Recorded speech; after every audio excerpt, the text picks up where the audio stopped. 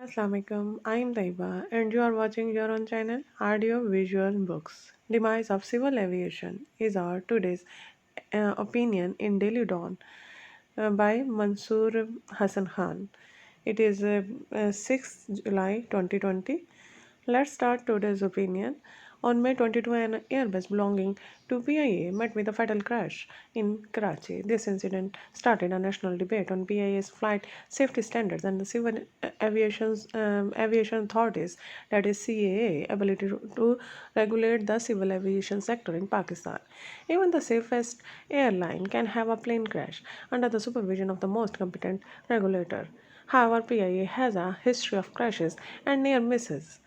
Before the fatal crash in May, in January, and March 2020, two mid-air collisions were narrowly avoided in Pakistan's airspace. PIA's precarious financial position is nothing new, and we have now become accustomed to seeing the government administer large financial injection to PIA each year to keep it afloat.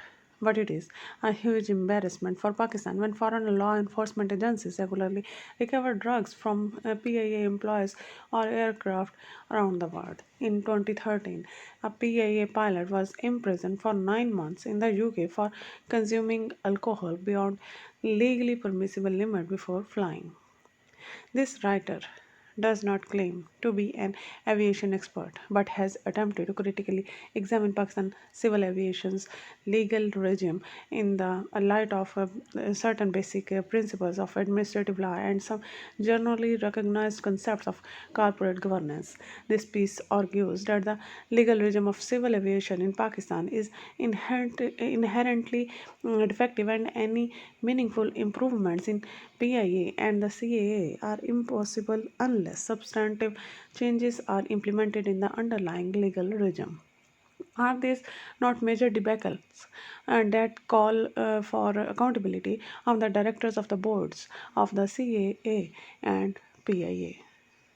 Under the rules of business, the aviation division is, inter alia, responsible for the development of civil aviation, safety of air transport, and PIA. The CAA is the regulator of the civil aviation sector in Pakistan under the Pakistan Civil Aviation Authority Ordinance 1982.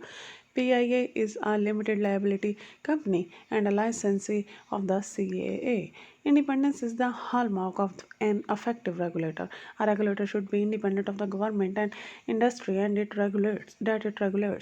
This unfortunately is not the case with the CAA. Under the CAA ordinance, the federal government has the authority to issue binding policy directives to the CAA. The Secretary Aviation Division acts as the chairman of the CAA's board. Four federal secretaries, the sitting vice chief of the air staff, and PIA's managing director sit on the CAA board to further solidify control as of 2018. The Secretary's Aviation Division are also holding the additional charge of acting director general of CAA. It should therefore not surprise anyone if the CAA's performance is not up to the mark, as the regulator has not even had a full-time DG since 2018 and works under a board which solely consists of the civil and air force bureaucracy. Neither the acting DG nor any of the CA's board members is an expert in civil aviation. Being an expert in civil aviation is not even a requirement for holding these positions under the CAA ordinance. The most powerful man in Pakistan's aviation sector is Mr. Hassan Nasir Jami. He is the Secretary, Aviation Division, Chairman of the CAA Board, Acting DG of the CAA since December 2019, and Director on the CAA and PIA boards. He is from the Pakistan Administrative Service, that is PAS, with an MBA, an MA in Rural Development, and a fellowship from the US in Public Policy. Before the Aviation Division, he worked in the Climate Change, Petroleum, and Water and Power divisions. He was Secretary, Local Government in Punjab. What is the relevance, if any, of Mr. James' education and experience to the post he is currently holding? A board of directors is appointed for a reason. Every important issue facing the entity must come before the board. The directors are deemed the trustees of the entity's assets. Above all, the director should be clear of all conflicts of interest. In the case of a dereliction of duty, a director can be held personally liable. The four federal secretaries on the CAA board represent the federal government, which has its own political consideration and pressures.